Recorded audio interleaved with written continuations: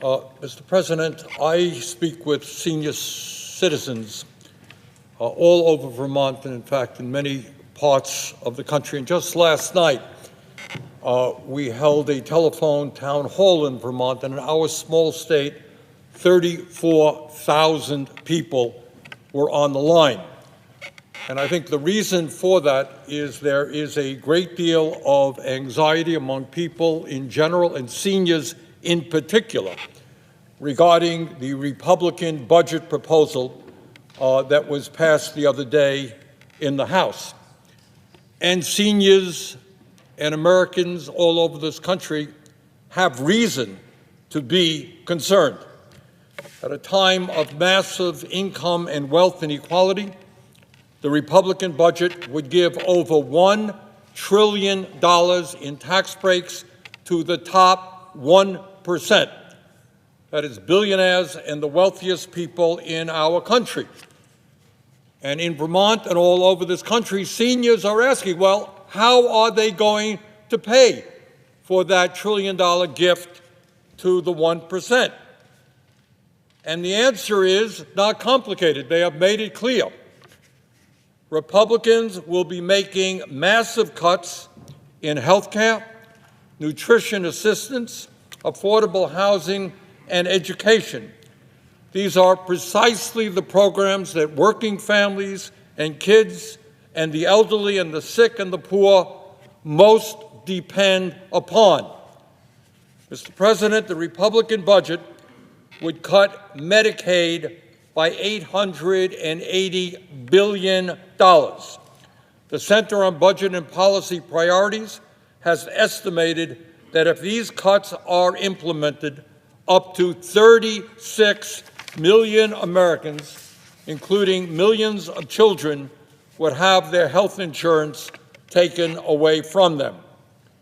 And let's be clear, when we have Republicans in the House passing a budget to make massive cuts in Medicaid, we're not just talking about throwing millions of kids off of the health care they need. We're also talking about massive cuts to community health centers, where some 32 million Americans receive the primary health care that they need, and where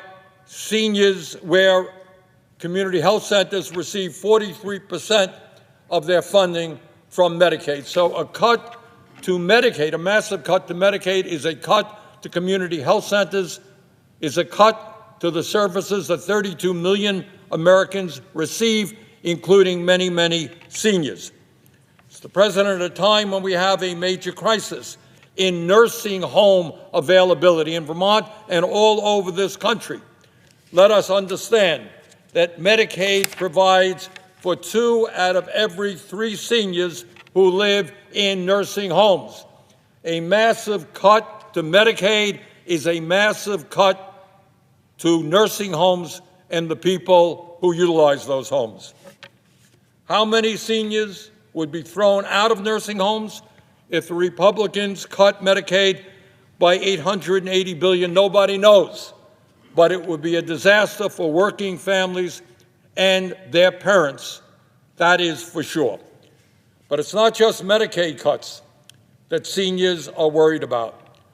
Today, Mr. President, nearly 22% of people over 65 years of age are trying to survive on an income of less than $15,000 a year. That is an unbelievable and horrific reality. Imagine anyone in America, in any part of this country, let alone a senior citizen, trying to survive on $15,000 a year or less. And I don't know how anybody can possibly do that, especially seniors who have health care needs and need prescription drugs, need to heat their homes more than the general public. And it's not just seniors trying to get by on $15,000. Half of our nation's seniors are trying to get by on $30,000 a year. Bottom line is that in the richest country in the history of the world, you got millions and millions of seniors today people who helped build this country, people who raised us. These are people who are barely getting by in the year 2025. Mr. President, according to the Organization for Economic Cooperation and Development, the OECD, the United States now has the dubious distinction of not only having one of the highest rates of childhood poverty in the industrialized world, we also have one of the highest rates of senior poverty compared to other wealthy nations. In America today, according to the latest OECD estimates, 23% of seniors are living in poverty compared to just 4.1% in Norway, 6.1% in France, 9.5% in Ireland, and 14.9% in the United Kingdom. That is a dubious distinction. That is something we should not be proud of. That is a crisis we should be addressing. In addition to the poverty that millions of seniors in America are experiencing today, about half of older workers, these are people in the workforce right now, people between the ages of 55 and 64 have no retirement savings at all. You're 60 years old, you've worked your entire life, and half of people in that situation, from 55 to 64, have no retirement savings at all. And as bad as all of that is, many of my Republican colleagues have proposed to make a bad situation, a tragic situation, even worse by cutting Social Security.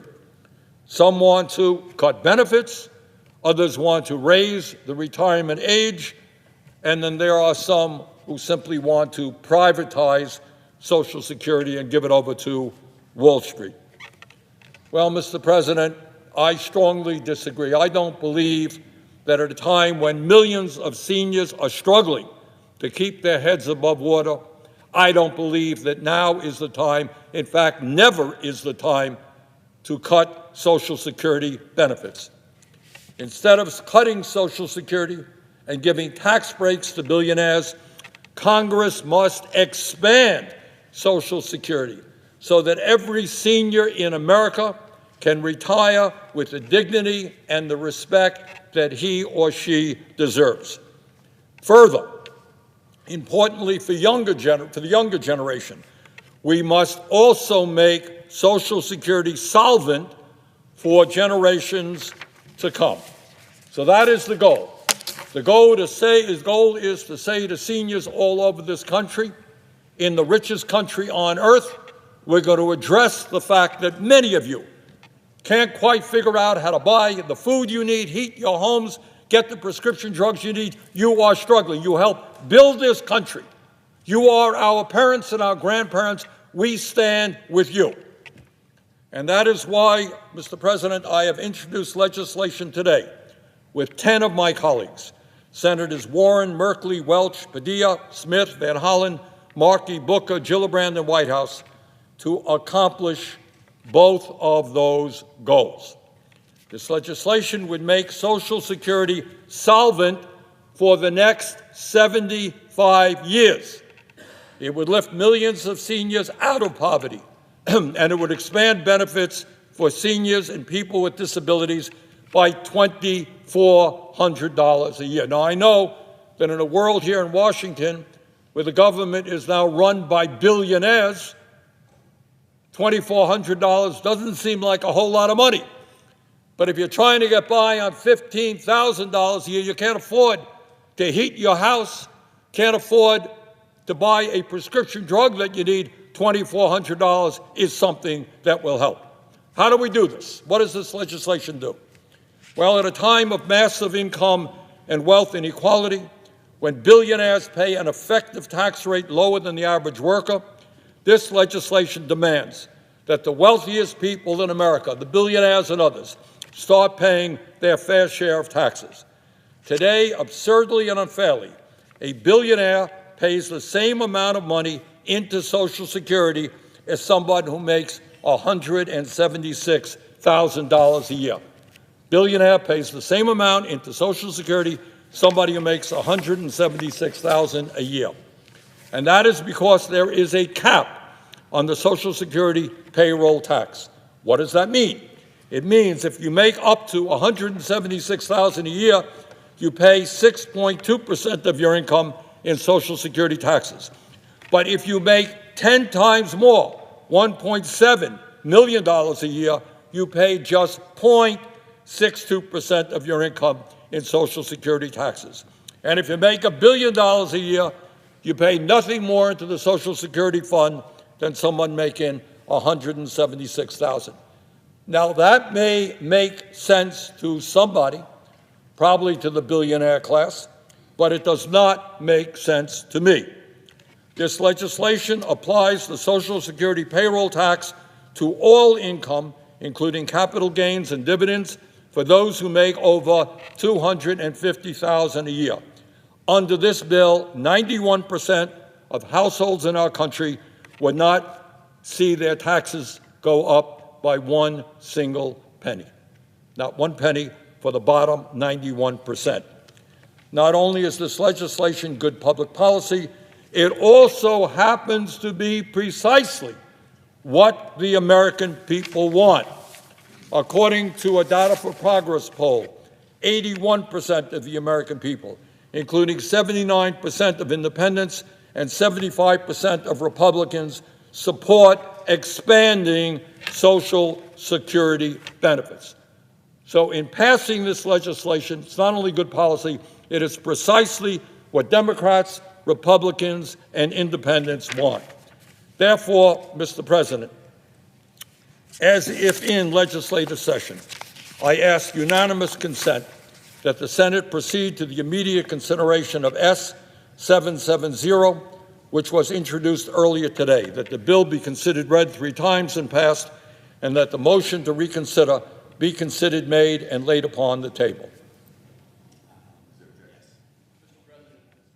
Reserving the right to object, I rise today to discuss Senator Sanders' request for unanimous consent for the Senate to pass his Social Security Expansion Act. Before I do so, I want to respond to a couple of the points that were made. The accusation was once again made that Republicans are trying to cut taxes for billionaires. The reality is Republicans are trying to stop a tax increase on all Americans. The TCJA, or 2017 tax bill, is going to expire at the end of this year, and if it is not stopped from expiring, every American will get a tax increase.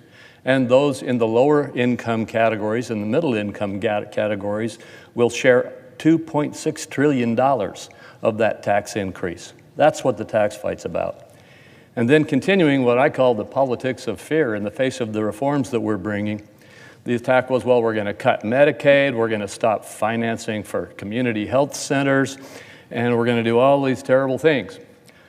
I have not seen such a bill in this Congress, in the House or the Senate. We are debating how to get rid of fraud, waste, and abuse. We are not looking at how to cut benefits in Medicaid. And I believe that it's very clear. Today was the first time on the floor that I heard we were looking at community health centers. I wasn't aware of that either. The bottom line here is we are trying to pay attention to our $37 trillion national debt by weeding out waste, fraud, and abuse. We'll have disagreements about how to do that, but it's definitely not going to be all the things that are being brought up that are accused in order to stir people up and scare them and tell them that we should not pay attention to our national debt. Now, with regard to Social Security, we can all agree on the importance of Social Security, which provides monthly benefits to millions of seniors and individuals with their disabilities and their families. I also agree with my colleagues on the other side that Congress must act to preserve and strengthen Social Security to ensure that it's there for current beneficiaries and future beneficiaries. According to the nonpartisan Congressional Budget Office, if no action is taken, the combined Social Security trust funds will be exhausted within the next 10 years, meaning the program would not be able to pay the full amount of benefits currently promised. However, I disagree with my colleagues' approach here today, and they have disagreed with our approaches. We have competing ideas about how we should address this issue. Addressing Social Security's solvency will require thoughtful discussion about a variety of policy options that culminates in a bipartisan solution, not a cram down of a different solution that we haven't even had the opportunity to have a discussion in the Finance Committee about. Instead, my Democrat colleagues are pursuing a live UC of a bill that has not received consideration before the full committee and has never had a Republican co-sponsor in the House or the Senate. This bill would also raise taxes on certain workers making less than $400,000, something my Democratic colleagues have previously promised not to do. For these reasons, I object.